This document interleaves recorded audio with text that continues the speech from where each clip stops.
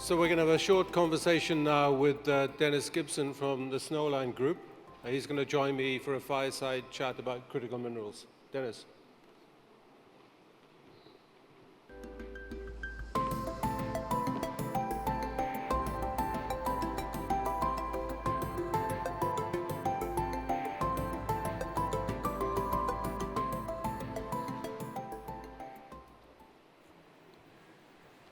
Good afternoon. Good afternoon. Is this working? Good afternoon, ladies and gentlemen. With me here now on the stage is Dennis Gibson, the president of Snowline Group.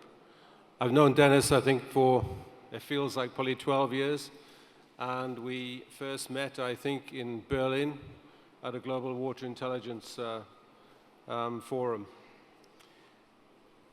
The discussion today that we're going to have is regarding critical minerals. We'll keep it at a high level. And I first want to maybe start that off with, ever since I think the 19th century, there's been an imagination of researchers of the potential, if anything, to obtain useful minerals and metals from the sea. And exploiting desalination concentrate rather than direct use of seawater is necessarily going to be more energetically favorable. The energy that would have otherwise removed the amount of water produced by the desalination plant has already been expended.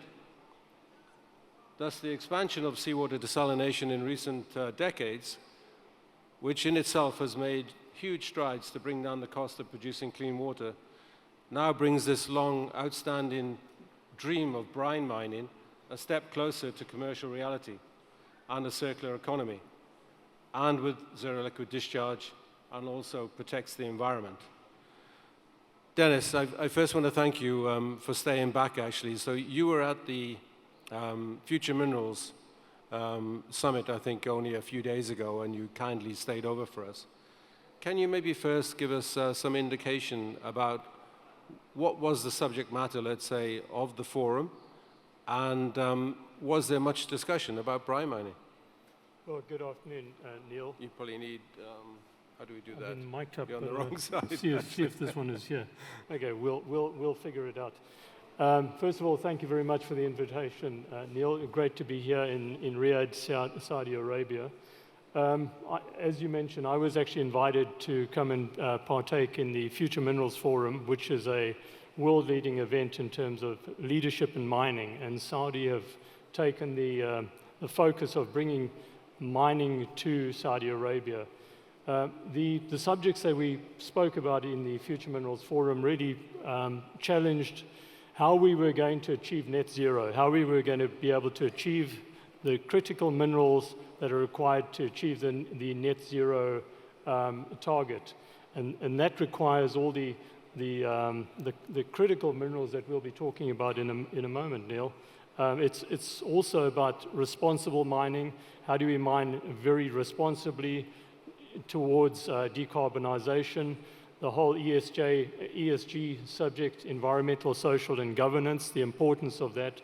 And it was really fantastic. I was actually asked to talk there on the importance of mining, and the subject was water, nowhere, and not a drop to spare. So I think that aligns very nicely with the discussion that we're going to have now, Neil.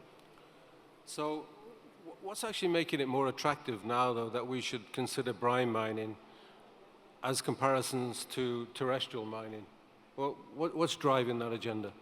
Well, I think the aspect of recovering minerals from the brine, which is a waste product from the desalination process, I think that is going to be really important, because mining in a traditional sense, a lot of the ore bodies are really tough to get to. It takes a long time to permit. There's massive environmental issues and impacts. And if we already have essentially a product that is causing a problem to the environment and is a big negative against desalination, and we are able to tap into that, it just makes so much sense. I've been very involved in terms of tailings reprocessing, and that's the waste product from mining, from the mining industry. And how do we abstract or take out the valuable minerals from the mining waste process. This is exactly the same. What we're doing is we are going to be looking at the brine mining, so taking out the critical minerals that are already there, that have already been concentrated up, and leaving the environment a lot friendlier, a lot better than it was prior to the abstraction of those minerals. And I think you've made me think about, of course, the desalination industry itself is forever innovating and improving. So, we're getting a lot more concentrate, let's say, from desalination today. But also the brine is multi-mineral. Whereas I think with terrestrial mining, you may end up with, maybe a single source mineral, whereas in the sea, it's multi-mineral that we can extract. So I guess that's another driver in itself. Oh, absolutely, and there are so many really valuable minerals contained in the brine, and you're looking at the standards of sodium, bromine, magnesium, calcium, all of which can be pretty highly concentrated, and you can tap into those. The challenge with that is really the market.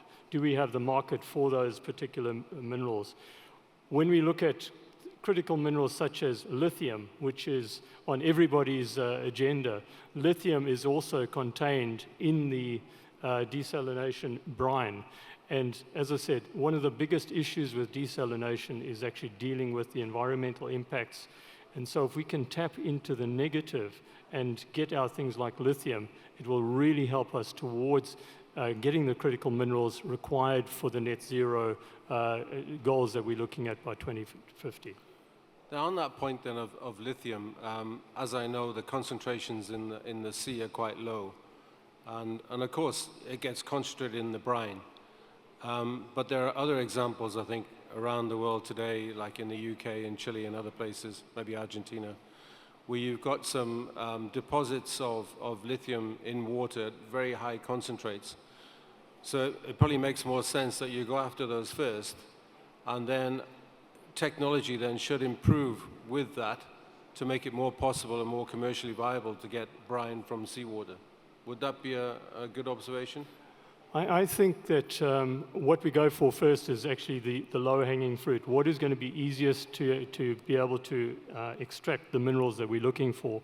The challenge is in the concentrations, and there are a lot of technologies that have been developed right now throughout the globe that are looking at various ways of tackling and abstracting the brine, such as DLE, direct lithium extraction, and then there's continuous ion exchange, DLE, and a whole lot of technologies. And as it's interesting, if we really need something and we can drive and support that financially, giving the people that are doing those technology developments finance, I'm sure we will be able to unlock the value.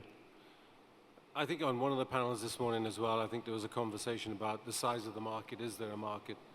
It probably tells me also that sodium chloride, there must be a market for that first before there's a market for the other minerals, because you've got one at huge quantity and the other at very small fractions. So, isn't it not dependent on the mining of sodium chloride in the first place? Well, I used to work for a company called Rio Tinto, and we had massive deposits that we had to actually mine. And sodium chloride and others are really targeted. But what I'd like to try and focus in on is those minerals that are required to help us achieve net zero. This is a big driver for us, incredible driver. And whilst there are the traditional mining methods that are out there, we already have a resource that we can tap into without the with limited capital requirements and also limited permitting and environmental requirements. So it's not an either or. I think it's a both. Okay, I know this was meant to be obviously a short fireside chat, but I just want to challenge that a bit more. Are we maybe deluding ourselves that there is an economic value from brine, or should we continue in the more traditional mining methods?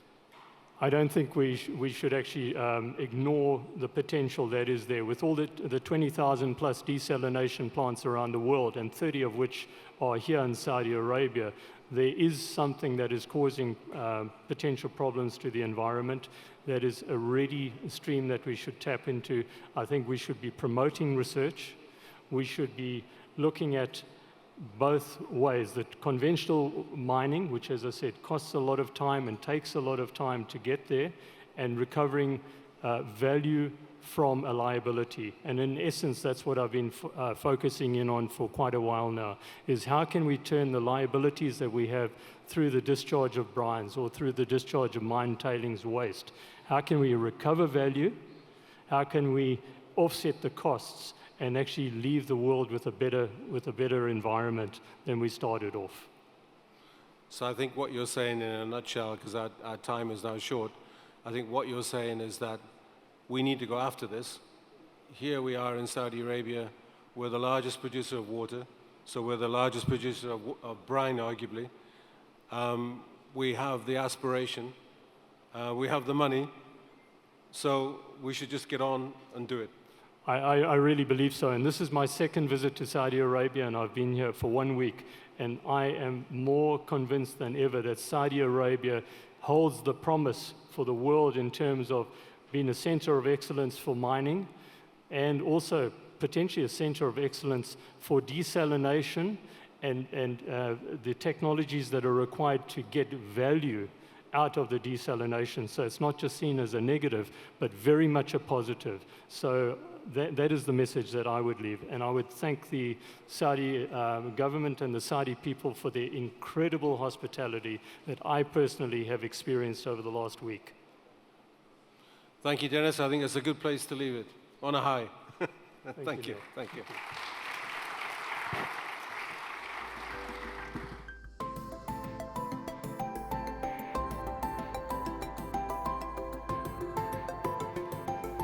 We're now going to move on to another panel, and if I could invite the moderator, Mr. Majid Shabini, CEO of Shabini Industrial Solutions, to the stage. This is a family business operating for the past 40 years in the water sector in the Kingdom of Saudi Arabia. So please, Majid, if you